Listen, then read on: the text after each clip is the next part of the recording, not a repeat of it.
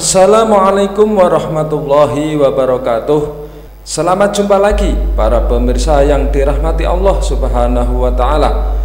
Kali ini saya kembali hadir untuk mengajak Anda ngaji bareng bersama Ustadz Abdus Somad, yang kali ini membahas perdebatan sekelompok kaum dan kaum lainnya yang mengklaim paling ahlu sunnah, dan sekelompok kaum tersebut seakan sudah memastikan bahwa hanya orang-orang yang ada di kaumnya lah yang bisa masuk surga, sementara kaum yang lainnya akan masuk neraka.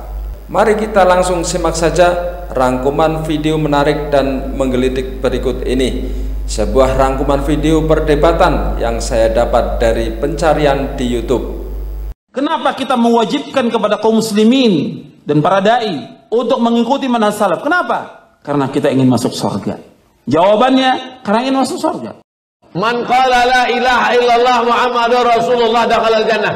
Siapa yang mengucapkan la ilaha illallah Muhammadur Rasulullah dakhalal jannah. Semua umat Muhammad sallallahu alaihi wasallam masuk surga. Nabi yang mengatakan.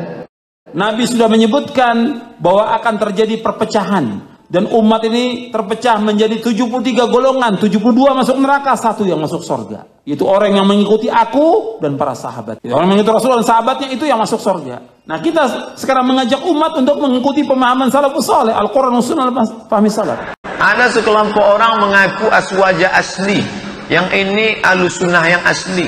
Siapa yang ini tidak alusunnah? Yang sebenarnya alusunnah adalah kami. Selain daripada kami adalah ahlul bid'ah. Tanyakan kepada para dai dan ustaz, antum ingin masuk surga atau tidak? Tanyakan kepada para ustaz, antum ingin masuk surga atau tidak? Hati-hati, kata Rasulullah, jauhkan diri kalian dari setiap perkara-perkara yang baru, karena setiap yang baru adalah bid'ah dan setiap bid'ah adalah sesat. Nah, inilah orang mengklaim kebenaran.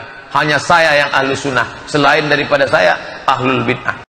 Di jalan yang kita tempuh ini, Al-Quran dan Sunnah ini benar atau salah? Benar. Ya jelas Al-Quran benar, Sunnah Nabi benar. Kok dibilang jangan merasa benar sendiri? Emang benar kok Al-Quran dan Sunnah?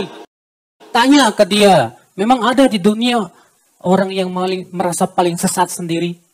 Boleh tidak kalau kita merasa paling benar sendiri karena hujahnya kuat, jelas dari Al-Quran, dari hadis, pemahaman para sahabat, dan ijma' para ulama. Oke, kalau begitu, kalau sudah jelas dalilnya Al-Quran, hadis, dan ijma', wajib merasa paling benar. Ini biasanya yang begini, ini anak kecil. Ponakan saya, waktu masih kecil, dia hanya mengaku ini nenek saya. Waktu saya bilang, ini mak saya. Tidak. Dia mati-matian mengatakan, ini nenek saya. Datang saya sama adik saya. Kami bilang, ini mak kami. Tidak, bukan mak kalian. Ini nenek saya. Nah, inilah yang dikatakan oleh Syekh Muhammad Al-Ghazali, mantik tufuli, logika anak kecil. Apakah saya marah dengan anak keponakan saya ini? Enggak, kami tengoknya malah lucu. Lucu, ente, lucu. Nabi sudah ingatkan, berpegang dengan pemahaman salaf. Nabi yang suruh. Setiap bid'ah sesat Nabi yang mengatakan, bukan kita yang mengatakan. Yang pertama kali mengatakan setiap bid'ah sesat Rasulullah sallallahu alaihi wasallam. Enggak ada yang namanya bid'ah hasan, dalam Islam tidak ada. Maka saya tak pernah marah. Kamilah ahlus sunnah. Somad itu ahlul bid'ah. Ente lucu ente. Lucu ente wallah. Adapun kemudian Anda langsung menuduh orang merasa paling benar sendiri, itu sebetulnya cuma kilah saja. Hanya berkilah. Sebetulnya Anda tidak punya dalil. Anda tidak punya hujah yang kuat. Karena Anda tidak bisa lagi membantah kekuatan hujah orang, maka itulah senjata terakhir Anda. Kalau dengan pengajian, semakin mengaji, semakin datang rasa takut, teruskanlah. Tapi kalau hanya dengan pengajian, datang sombong, banyak hafal ayat, makin mengerti dalil, hanya untuk mendebat. Karena sesungguhnya berapa banyak orang yang berilmu, tapi sesungguhnya tidak mengamalkannya. Kabura maqtan indallah, murka paling besar, pertanyaan paling besar. An ilmihi fima amil, sudahkah ilmumu kau amalkan? Sudahkah pengetahuanmu kau laksanakan? Ini akan dituntut di hadapan Allah subhanahu wa ta'ala. Nah, setelah kita simak video tadi, saya mencoba mencari video kajian lengkap Ustadz Abdus Somad yang berkaitan dengan klaim Ustadz Yazid Jawas dan Ustadz Badrus Salam bahwa hanya dari kaum mereka lah yang termasuk satu golongan yang paling aswaja dari 73 golongan yang akan selamat dan masuk surga menjadi pengikut Nabi Muhammad SAW beserta para sahabatnya. Mari kita simak bersama.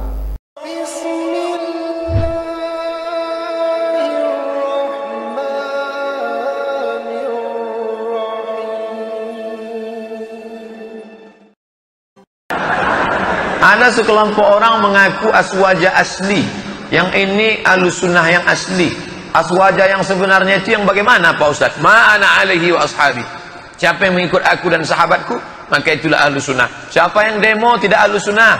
Siapa yang ini tidak alusunnah. Yang sebenarnya alusunnah adalah kami. Selain daripada kami adalah ahlul bid'ah.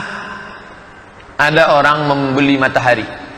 Itu matahari dibelinya, setelah itu diurusnya ke akte notaris. Matahari milik saya. Siapa saja yang memakai matahari, maka dia harus bayar pajak ke saya. Nah, inilah orang mengklaim kebenaran. Hanya saya yang ahlu sunnah. Selain daripada saya, ahlul bid'ah. Ini biasanya yang begini ini anak kecil. Ponakan saya, waktu masih kecil, dia hanya mengaku ini nenek saya. Waktu saya bilang, ini mak saya. Tidak.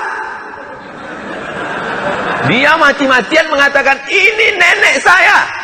Datang saya sama adik saya, kami bilang, ini mak kami. Tidak, bukan mak kalian, ini nenek saya.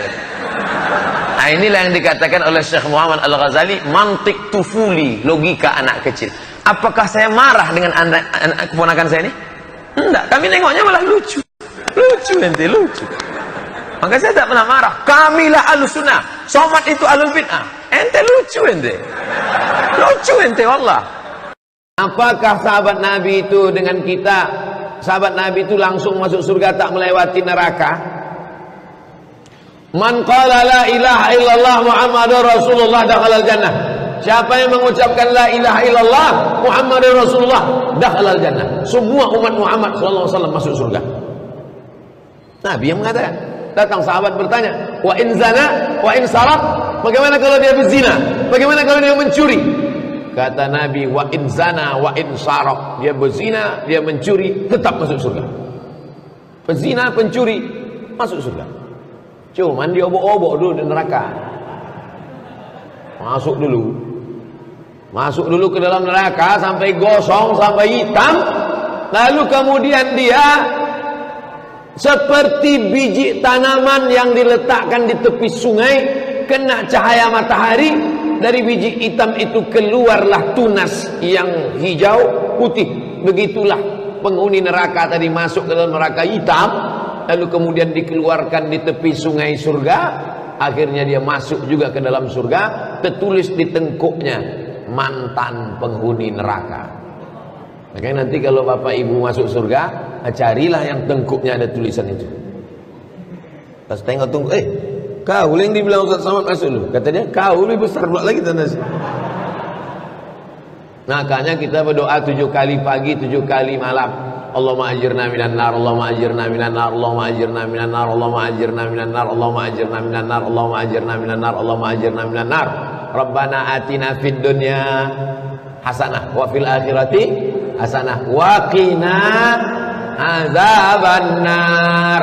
Kita maunya masuk surga, tak ada singgah-singgah di neraka. Caranya biar supaya tak singgah di neraka ini dua saja: perbaiki hubungan dengan Allah, perbaiki hubungan dengan manusia. Dengan Allah taubat nasuha, tiap malam sembahyang sunat taubat, sembahyang sunat wudu, sembahyang sunat taubat, sembahyang sunat tahajud, sembahyang sunat hajat, sembahyang sunat witir tiap malam, jangan sampai tinggal. Payah bangun Pak Ustaz, setel jam 4. Kalau payah bangun jam 2, jam 1, jam 4 bangun, supaya jangan tidur lagi sampai subuh. Bangun jam 4, mandi, sholat sunat wudu, sholat sunat taubat, minta ampun pada Allah, bersih-bersih. Kepada manusia jangan zalim, jangan aniaya, jangan sakiti orang, minta maaf sama orang. Udah, asal selamat dua hubungan ini, selamat dari neraka. Tapi kalau udah sama Allah maksiat, sama manusia, tahankanlah. Demikian sebuah kajian yang bisa kami sajikan kali ini. Semoga bermanfaat. Terima kasih. Wassalamualaikum warahmatullahi wabarakatuh.